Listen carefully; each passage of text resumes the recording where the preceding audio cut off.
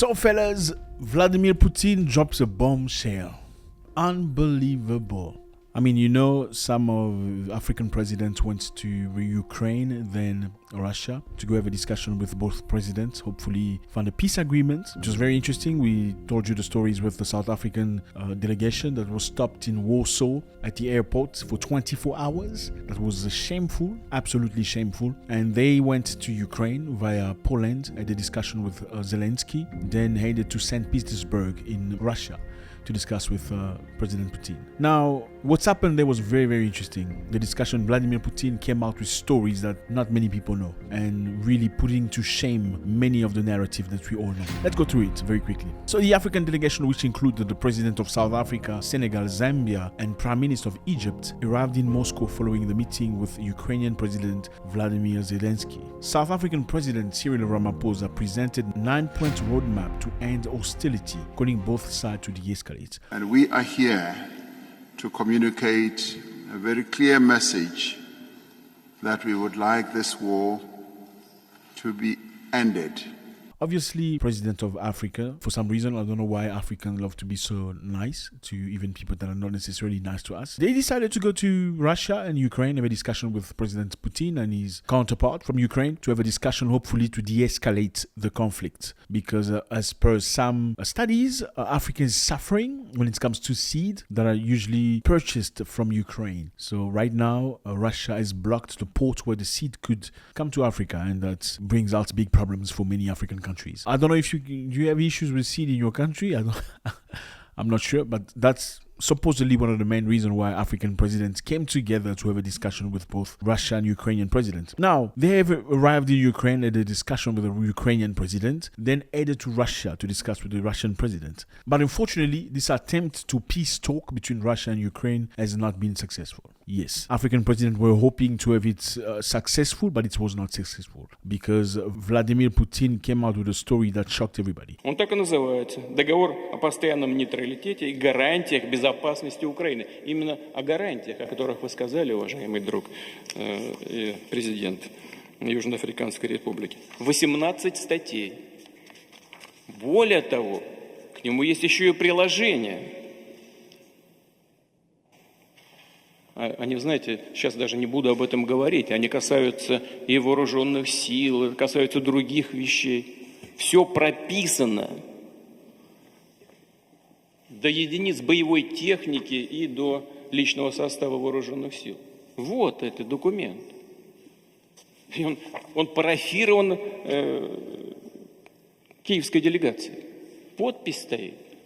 In fact, Putin showed for the first time draft documents that were being discussed by the Russian and Ukrainian emissary in Turkey more than a year ago. We haven't heard about that. The document was signed by Ukraine last year in Turkey. According to Putin, the document titled Treaty of Permanent Neutrality and Security Guarantee for Ukraine had been signed by Ukrainian delegation. So Putin said that this document was signed. They had an agreement, but Ukraine violated this agreement. Let's watch.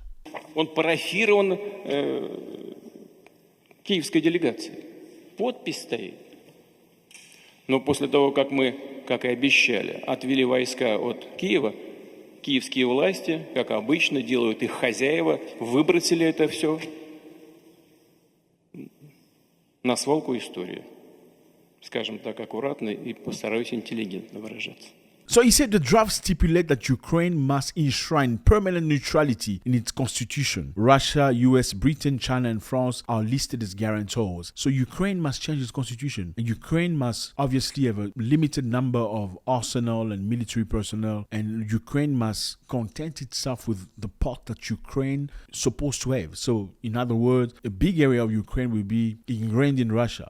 A big area of Ukraine that's Russophone, where people speak Russian, should be in Russia. Putin said Ukraine was responsible for sabotaging the negotiation. After we pulled our troops away from Kiev, as we had promised to do, the Kiev authority had tossed the treaty away into the dustbin of history. So basically what he's saying here is what? They had a discussion with the Ukrainian government, and the discussion entailed that Russians will pull out their troops from Kiev. Because I don't know if you remember when the war started, Russian military were right around Kiev, the capital. Do you remember that? Then very slowly we heard them pulling away. But on the big news, they said the Ukrainians are very strong, the Russians are running away. Or some news said the Russians are pulling away. It's a strategic move. Do you remember that? It's a strategic move, pulling away from Kiev. Now, Putin said that was not the case. He says that the reality was they agreed with the Ukrainians, we're going to pull out our troops from Kiev. Then we're going to respect the agreement as it is. And now, after Russian soldiers had pulled away from Kiev, Ukrainians were supposed to respect the treaty or the contract. They did not. Putin says to the African president, if they did not respect the contract the first time, where are the guarantees that they will not walk away from this agreement in the future? Just in the beginning of the war, they sat down and had a discussion. After the discussion, they agreed to something. Then very shortly, I don't know if you remember, Boris Johnson of the UK went to Ukraine. Do you remember that? Boris Johnson walked through the street of Kiev, had a discussion. Followed by Nancy Pelosi of the United States. She also went to Ukraine to have a discussion. Anthony Blinken was there. Then Ursula von der Leyen of Europe, they had a discussion. And after they left the country, Ukrainians changed. They did not want to agree with Putin anymore. They wanted to go to war. Now, what conclusion can we pull out of that? Could it mean that Boris Johnson, Nancy Pelosi, Anthony Blinken, and Ursula von der Leyen came to Ukraine and said, you know what? You're not going to give in to Putin. We're going to support you financially. We're going to support you when it comes to weapons. We're going to support you with intelligence and funding so you can fight the war to the death. Could that be right to say? I mean, can we allow ourselves to think that way? Because, I mean, look, you were right at the door of negotiation. You had to sit down and discuss, and you signed. Then all of a sudden, you get visitors coming to you, and all of a sudden, boom, you want to fight? And you're asking the visitors to send you weapons. Do you remember President of Ukraine asking for weapons? We need weapons, after the visit of these people that I've mentioned earlier. So, in other words, Putin has showed to the world that we had signed an agreement. It's not me the problem. We sat down in Turkey and an agreement signed. And after signing this agreement, who walked out of the agreement? They walked out of the agreement. So the African delegation, which included the President of South Africa, Senegal, Zambia, and Prime Minister of Egypt, were in Moscow and to discuss with Vladimir Putin. Very disappointed to see that whatever they're trying to do was for nothing. And also seeing them in Ukraine, walking the street of Kiev, transporting flowers. We understand and appreciate that out of respect for the people that have passed. It's a good deed, good thing to see President of Africa do such thing. But this raises the question, where are they when things happen in Africa? I mean, these are the same president that went to France years back when there was that story with Charlie Hebdo when many people were... Do you remember that story? African president went to France. Some of them cried. But where are they when things happen in Africa? Many people have passed in the Democratic Republic of Congo. We've seen nobody, at least not at that level, people coming together to go try and resolve this problem within the African continent. Yeah, we respect what they've done in Kiev and stuff. That's very good. But doesn't good charity begins home? I mean, why don't you take care of home? I mean, things have happened in Senegal a couple of days ago. Many people have,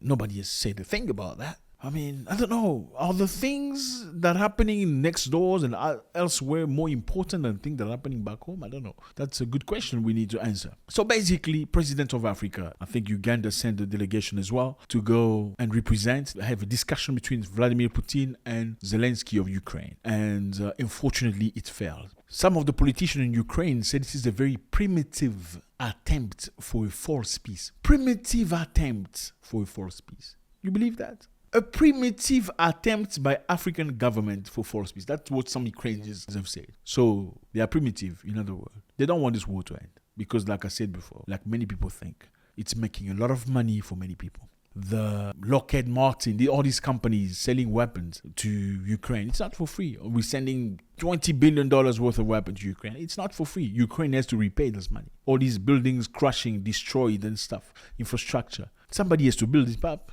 Building it up is not for free. There are companies that have already come to Ukraine to take that market.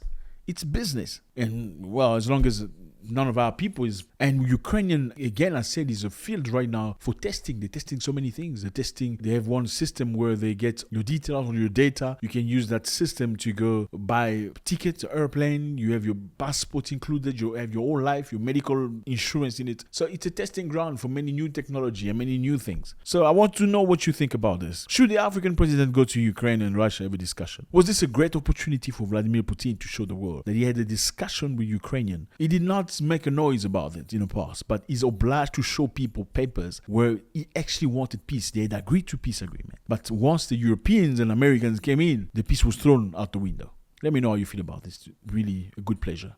God bless.